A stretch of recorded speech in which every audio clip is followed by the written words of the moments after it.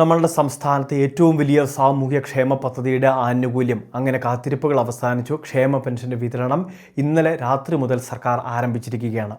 അതായത് നവംബർ മാസം 20-ാം തീയതി വൈകുന്നേരം മുതൽ വിതരണം ആരംഭിച്ചിട്ടുണ്ട്. 2 ഗഡു പെൻഷനാണ് നമ്മളുടെ ബാങ്ക് അക്കൗണ്ടിലേക്ക് ലഭിക്കുക. അതിൽ 1600 രൂപയാണ് ഭൂരിഭാഗം ആളുകൾക്കും ഇന്നലെ വൈകുന്നേരം ലഭിച്ചിട്ടുള്ളത്. ഇന്ന് നവംബർ മാസം 21-ാം തീയതി വെള്ളിയാഴ്ച ഇന്ന് വീണ്ടും വിതരണം പുനരാരംഭിച്ചിരിക്കുകയാണ്.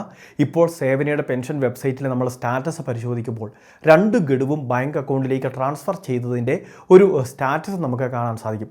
അതായത് ഇന്നത്തോടെ 2 ഗഡുക്കളും നമ്മളുടെ അക്കൗണ്ടിൽ ക്രെഡിറ്റ് ആകുമെന്നാണ് ഇതിൻ്റെ അർത്ഥം. ഇനി ചിലർക്ക് സാങ്കേതികപരമായിട്ട് പ്രശ്നങ്ങൾ നേരിട്ടെങ്കിൽ മാത്രമാണ് 1-2 ദിവസത്തെ താമസം നേരിടുക. അല്ലാത്ത പക്ഷം എല്ലാവർക്കും ഇന്നും നാളെയുമായിട്ട് ഈ തുക, അതായത് 3600 രൂപ വരും. നവംബർ മാസത്തെ വർദ്ധിപ്പിച്ച തുകയായിട്ടുള്ള 2000, അതോടൊപ്പം തന്നെ മുൻപുണ്ടായിരുന്ന ഒരു കുടിശ്ശികയുണ്ട്, അതിൻ്റെ 1600. ഇതോടെ നമ്മുടെ സംസ്ഥാനത്തെ ക്ഷേമ പെൻഷൻ്റെ കുടിശ്ശിക പൂർണ്ണമായിട്ടും ഇല്ലാതാവുകയും ചെയ്യുകയാണ്. അതായത് മുൻപ് നമ്മൾ സ്റ്റാറ്റസൊക്കെ പരിശോധിക്കുമ്പോൾ ഒക്ടോബറിലെ പെൻഷൻ വിതരണം അത് നടന്നതായിട്ട് കാണിക്കില്ലായിരുന്നു.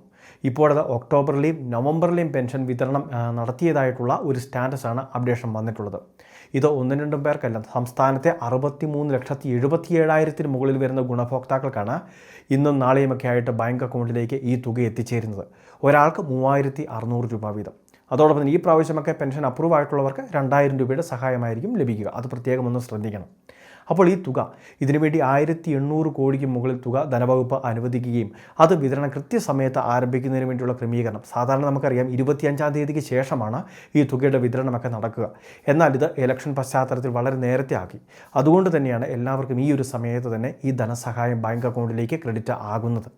ഇപ്പോൾ ഏകദേശം 63 ലക്ഷം പേരിൽ പകുതിയോളം വരുന്ന ആളുകൾക്ക് ബാങ്ക് അക്കൗണ്ടിലേക്ക് എത്തിച്ചേരും. ഇനി കൈകൾ സ്വീകരിക്കുന്നവർക്ക് അല്പം കൂടി താമസമുണ്ടാകും. ബാങ്കിൽ തുക എത്തിച്ചേർന്ന ശേഷം അവിടുന്ന് സഹകരണ സംഘത്തിലെ ഉദ്യോഗസ്ഥർ നമ്മളുടെ വീടുകളിലേക്ക് ഈ തുക കൈമാറുകയാണ് ചെയ്യുന്നത്. അപ്പോൾ ഈ കാര്യങ്ങൾക്കാണ് കുറച്ച് കാലതാമസമൊക്കെ നേരിടുന്നത്. എങ്കിലും അധികം വൈകില്ല. സർക്കാരിൻ്റെ നിലവിലുള്ള ഉത്തരവിൻ പ്രകാരം ഒരാഴ്ചയ്ക്കുള്ളിൽ വിതരണം പൂർത്തിയാക്കാനാണ് ലക്ഷ്യമിടുന്നത്. അതായത് നവംബർ മാസം 30-ന് മുൻപ് നമ്മളുടെ ബാങ്ക് അക്കൗണ്ടിലും കൈകളിലേക്കുമെല്ലാം ഈ ധനസഹായം പൂർണ്ണമായിട്ട് എത്തിച്ചിരിക്കും. ഇപ്പോൾ തുക ലഭിച്ചവർ ഈ കാര്യങ്ങൾ തീർച്ചയായിട്ടും ഒന്ന് ശ്രദ്ധിക്കുക. 1600 ലഭിച്ചവർക്ക് ബാക്കിയുള്ള തുക ഇന്ന് ക്രെഡിറ്റ് ആവും.